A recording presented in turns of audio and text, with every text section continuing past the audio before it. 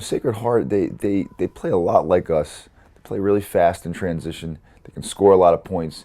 You know, from the games that we played in the regular season, 91-91 was the scoring if you average the two games out. We talked about a lot of different things. The two most important things were we had to get back in transition, first off, make them play in the half court. And we had to rebound the basketball. Their front court between Falzone and Jordan Allen, those guys do a really good job of attacking the offensive glass. If we can limit their ability to score in those two ways, you know, we were going to thought we'd give ourselves a chance to win the game. Obviously, we also talked about the environment. I think that's kind of what you were getting at in regards to playing in a playoff game, playoff atmosphere. A lot of our guys that had played last year understood that, playing against St. Francis Brooklyn. You had a few guys that weren't here last year, and we kind of prepared them that, hey, it's going to get loud, it's going to be aggressive. You got to keep your poise. Poise is a big part of any run that you can possibly make in playoff basketball. You know, it was to be expected that we weren't going to be able to maintain a 20-point lead going on the road. So we kind of figured that they would be able to go on some different runs. I was a little disappointed with that last minute of the first half where we had one drive that we ended up not scoring on, but we didn't get back great in transition. And then we had the late turnover that led to an easy basket. That cuts the lead back down to 12 or 14, whatever it was. And so I was a little disappointed with the way we finished that half. But we really did such a good job for that first 18 and a half minutes with our focus to the game plan and the way we played both defense and offense. Well, I think during those timeouts, we said, again, you just got to keep your poise and keep your composure. Keep executing offensively.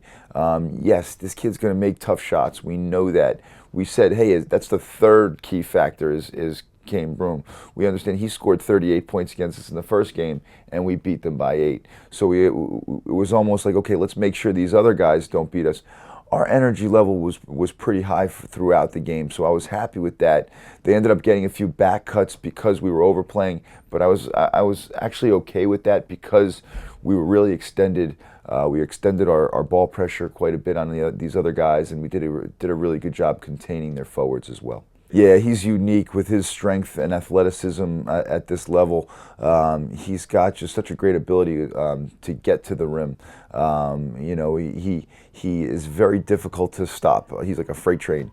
And they were playing this matchup zone against us, especially late, and we got the ball moving a little bit side to side, and then when they kind of lost him, he was able to attack the rim and get some easy ones, get some layups, make some plays that way. So he was really efficient and did a really good job.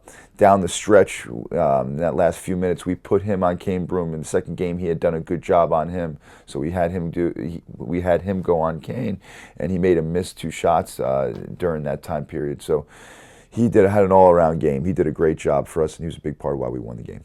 Yeah, and you can just tell. I mean, their focus in huddles, in timeouts, the engagement that they both had is what you want to see out of juniors in your program, and they both did a really good job. Obviously, it helps when you start making shots, and for Iverson to make that first one, I think, you know, that gave him some comfort, and I'm glad he banged that out and banged out the next 2 in that first half. But his defense on Kane Broom, he did a really good job. I know, you know, 35 points, but he did do a very good job of making him work throughout, and he was very solid with his decisions on offense. So very happy with him. Glenn Fidenga did a really good job with his ball screen defense. He took a huge charge late in that second half. He was rebounding on both backboards, made his layups, finished well, executed well. So yes, you're absolutely right. Those 2 guys were a huge part of why we were able to get to the semis. Oh, the reality is, if you play 2 of those games at home, or this last one's at home, it would be a lot better for you. But to go on the road and have to beat them twice on their home court, that's going to be a really difficult challenge.